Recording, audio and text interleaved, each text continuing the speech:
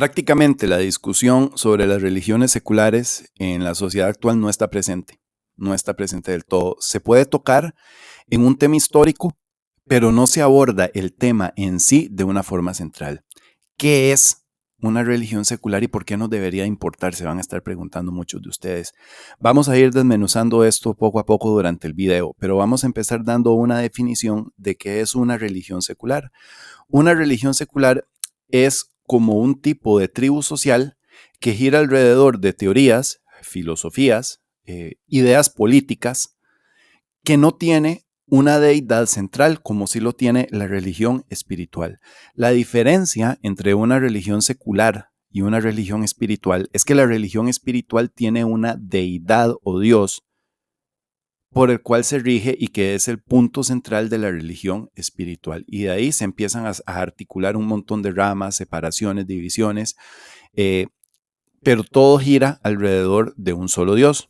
Eso es una religión espiritual. La religión secular no tiene una deidad, pero eventualmente podría tener un líder y por lo general, al igual que la religión espiritual, que tiene por ejemplo una Biblia, un Corán, lo que sea, la religión secular también va a tener un libro en el cual la tribu social que se va a formar a raíz de la religión secular se va a apoyar, como si fuera una religión espiritual, pero no tienen deidad, pero siguen teniendo libros santos o que ellos consideran libros fundamentales sobre los cuales esta tribu social va a girar toda su forma de pensar y todas sus ideas. Es muy importante conocer esto porque hoy podemos ver, por ejemplo, lo que ha pasado con Yados, que todo esto es un sistema piramidal, pero los sistemas piramidales también se dan en las religiones seculares. Esto ya lo vamos a ver más adelante. O podemos ver, por ejemplo, lo que pasa con el movimiento de los pañuelos verdes y la caja de diferentes lápices de colores. Entonces, ¿qué es lo que sucede? Que estas personas cayeron ahí sin darse cuenta. Y el motivo por el que yo toco este tema es porque muchos de ustedes pueden decir, yo soy un hombre libre, porque conozco cómo funciona el mercado de citas, todo este tipo de cosas. Las disparidades sociales, perfecto, un aplauso. Pero puede que no seas libre en otra cosa porque nadie te ha dado las herramientas para identificar otras formas en las que te pueden privar la libertad y quedar incluso peor que si estuvieras en la plantación todavía con deseos de casarse y todo este tipo de cosas. Entonces es importante que el hombre conozca los mecanismos de dominio que se pueden dar en otras circunstancias para que sea un hombre libre pleno, no solamente un hombre libre en materia de matrimonio o de tener novia. Entonces, ¿qué es una religión secular plenamente? Como ya expliqué, se controla mediante política, filosofías, teorías y tiene como características que son absolutistas. ¿A qué me refiero a esto? Que son autoritarias, que manejan un dogma. Entonces, al manejar un dogma, la persona que se mete ahí debe de aceptar los dogmas de una forma absoluta que esta religión secular presenta. Y las religiones seculares tienen todas enemigos designados. Por lo general es un enemigo único. Por eso es que son colectivistas. Todos los movimientos y todos los colectivistas simplifican la situación del mundo designando a un enemigo único.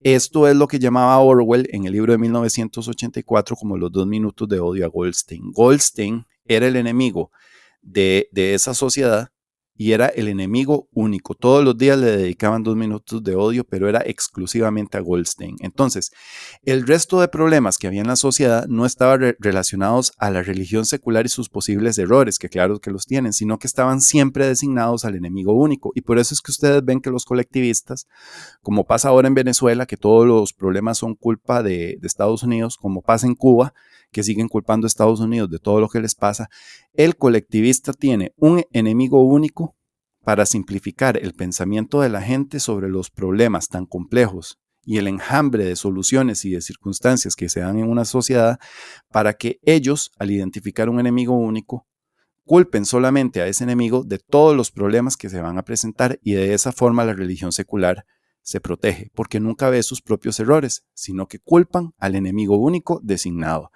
Y por eso es que tienen una narrativa de creación, porque en la narrativa de creación de la religión secular, ellos siempre se presentan como héroes. Entonces, no tienen una deidad espiritual, pero sí optan por un líder. Esta es una de las diferencias principales que hay entre las religiones espirituales, que tienen una deidad divina, y la religión secular, que nombra un líder. Entonces, ¿por qué tienen una narrativa de creación? Porque por lo general, la narrativa de creación es lo que sostiene el gran poder o la virtud sobre la que se va a sostener y a exhibir públicamente el líder de esta religión secular. Vamos a ver ejemplos de diferentes religiones seculares y de cómo han tenido esta narración de creación para sostener a un líder y cómo han ido creando ya no libros sagrados espirituales, pero sí libros de importancia para la religión secular. Vean, por ejemplo, Gaddafi. Gaddafi presenta la situación de Libia antes de él y cómo él luchó por Libia porque ama mucho a Libia y después creó el libro que se llama El Libro Verde. Y sobre ese libro verde creó una religión secular y una dictadura. Y sobre ese libro verde y todo este montaje ideológico que él montó, se pone como un líder y justifica lo que él hizo. Fidel Castro hizo lo mismo. Él hablaba de cómo quería librar a Cuba de Fulgencio Batista y cómo él luchó en la Sierra Maestra, aunque nunca disparó un solo tiro y todo ese tipo de cosas, y lo del cuartel de Moncada, y terminó creando un libro que se llama La historia me absolverá, un libro que fue escrito en la cárcel, en el cautiverio. Entonces, cuando él toma el poder, esta religión secular que se formó, lo presenta a él como un hombre que se ha sacrificado y que la culpa de todo la tiene Estados Unidos. Ahí está la creación del enemigo único de la religión secular. Otro ejemplo muy claro es, por ejemplo, el Bigotes austriaco. Este tipo termina en la cárcel, habla de cómo veía él Alemania, cómo quería corregirla y termina creando un libro que se llama Mi lucha, al igual que Castro, en el cautiverio forzado, y termina presentándolo como un libro sagrado de una religión secular y que era como la base de la salvación de un pueblo. Al igual que hizo Gaddafi con el libro verde, Castro con la historia me absolverá. Y por ejemplo, esto pasó también con Ho Chi Minh en Vietnam, que creó Diario de Prisión. Otro que terminó en la cárcel y que en la cárcel escribió un libro con un discurso creacionista, o sea, creacionista de la religión secular que iban a crear, que iba a crear devoción sobre el líder que había sufrido en la cárcel y crearon un libro de devoción dentro de la religión secular que crearon para justificar y apoyar una posición casi que divina de líderes salvadores que se estaban presentando y la gente lo seguía y lo seguía y lo seguía y lo seguía y lo seguía. Esto pasó también, puede pasar con posibles filosofías. Yo, por ejemplo, yo soy muy seguidor del objetivismo de Ayn Rand y me parece que tiene cosas que son demasiado relacionadas al MGTOW, pero mucha gente cuando el objetivismo empezó a surgir cometió el error de que hizo religiones seculares alrededor de Ayn Rand y la iban a escuchar casi que si fuera una deidad divina y le daban la razón en absolutamente todo. Entonces, ¿qué pasa? Que tú puedes escuchar cualquiera de estas religiones seculares y tomar lo que te sirve de alguna si es que algo te parece o desechar el resto.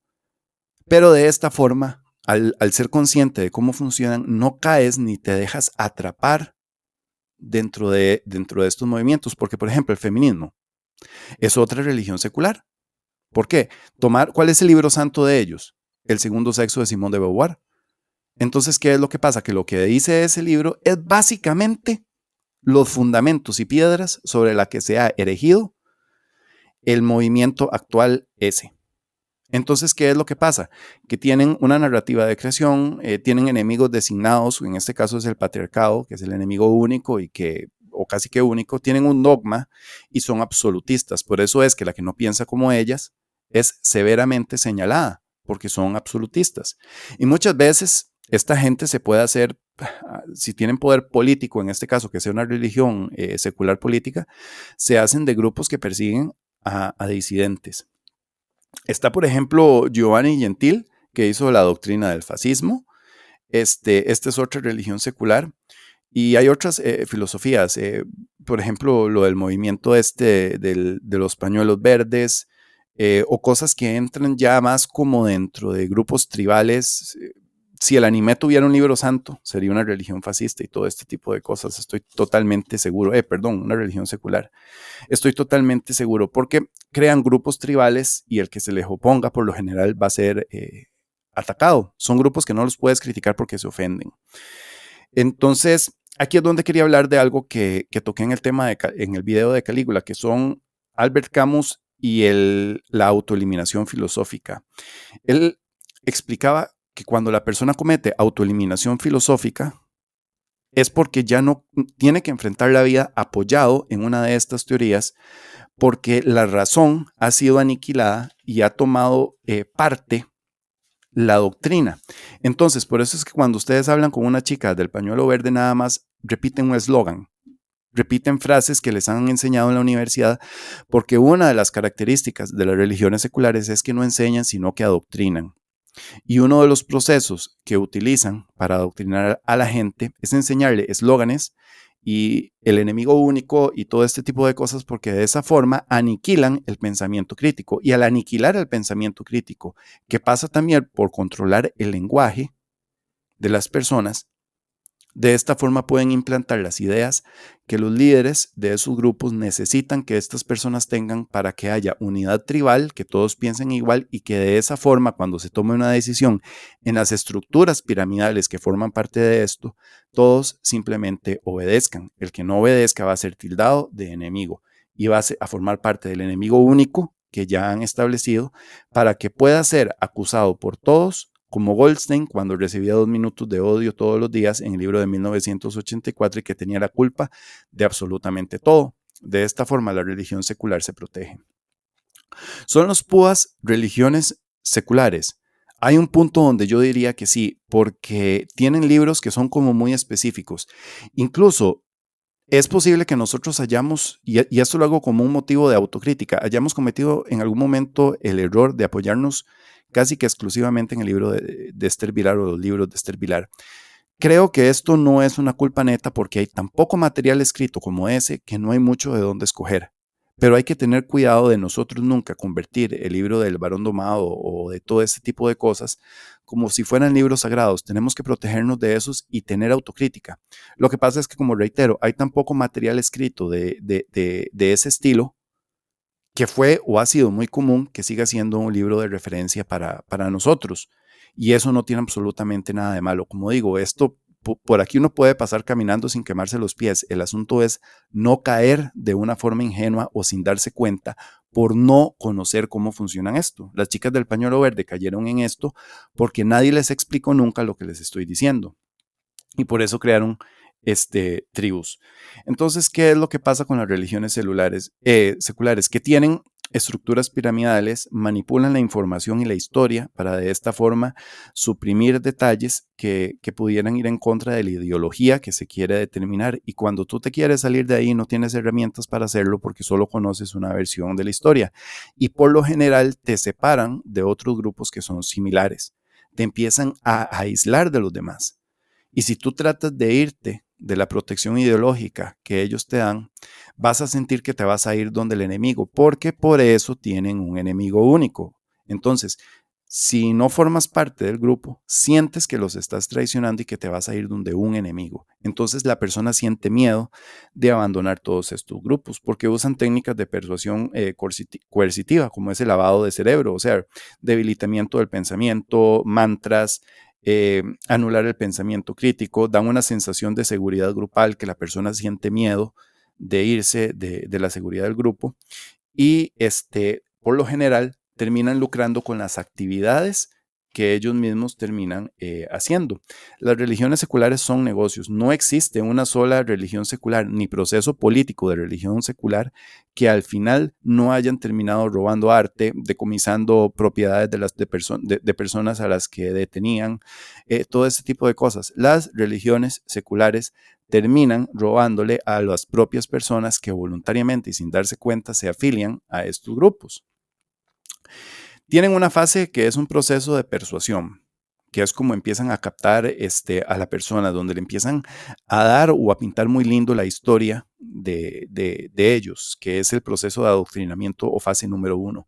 Después viene lo que es un proceso de conversión, que empiezan a aislar a la persona, y aquí es donde se le presenta el enemigo único, para que la persona empiece a culpar de todo lo que pasa al enemigo único y que nunca logre ver la culpa de la propia religión secular en la que se ha metido. Esto pasa también en sectas digitales, en sectas religiosas normales. Vean lo que ha pasado con Yados, que mucha gente, incluso hay por ahí detalles de sujetos hasta que de la familia se alejaron, porque todos estos grupos aíslan a las personas y les anulan el pensamiento crítico y les venden como un fin, una causa que es la que tienen que cumplir para alcanzar X libertad, X cosa. Después viene lo que es la parte fuerte, ya en la forma en la que se portan, de un adoctrinamiento que solo es válido lo que el grupo piensa, y lo que fuera del grupo se piensa no es válido, sino que ahí es donde está el enemigo. Esto ya lo expliqué. Y después, ¿cómo identificarlos o cómo verlos? Por lo general, la gente que está dentro de estos grupos de religiones seculares no tienen pensamiento crítico, viven dentro de la dualidad: yo bueno, el resto malo; mi grupo bueno, el resto de grupos malos, y por lo general terminan aceptando pensamientos negativos que luego el propio grupo va a brindar soluciones o un tipo de salvación, que por lo general aquí es donde entran los libros que han presentado los líderes de las religiones seculares, para poder brindar una salvación máxima a las personas. Y aquí podemos ver, por ejemplo, el libro verde de Gaddafi. Podemos ver, por ejemplo, este libro de La historia me absolverá, de Marx, o el manifiesto comunista, porque el comunismo es por lo general una religión, no, por lo general no, siempre una religión secular. Ahí está el manifiesto comunista. Entonces, vean ustedes cómo esta gente opera. Sepan identificar ustedes, para que no terminen como los seguidores de Yados, para que no terminen como las femiorcas. Sepan identificar todo este tipo de características para que puedan seguir pensando por ustedes mismos, e incluso que se puedan adentrar en todos estos mundos, pero sin caer víctimas del adoctrinamiento y de la ideología, sino que pueden uno entrar y explorar de una forma sana, porque yo no soy de la teoría de que nada se debe de prohibir. Todo debe estar permitido. Todo ese tipo de literaturas y de libros deben de estar permitidos. No es correcto hacer una quema de libros. Simplemente conocer los procesos por los que se manipula, justamente para que la gente aprenda cómo funciona eso y que no caigan presas de los mismos en el futuro. Y esa es la importancia de este tema. Aprender a pensar con cabeza propia y conocer cómo funcionan todas estas estructuras sociológicas, para no caer presa de las mismas, y que si en algún momento uno se topa con algo de esto, poder discernir y no ser simplemente una persona crédula, influenciable y fácilmente manejable por los demás, porque podrías terminar no como un ser libre, sino como un ser esclavo que cree que es libre. Y esto es lo que pasa con el movimiento de los pañuelos verdes, por ejemplo. Y este es el motivo por el que les expongo este tema, para que aprendan a tener independencia, reconociendo cómo funcionan y cómo operan todas estas estructuras sociológicas. Yo soy uno más del patriarcado, que les agradece haber escuchado y que les desea un muy buen día.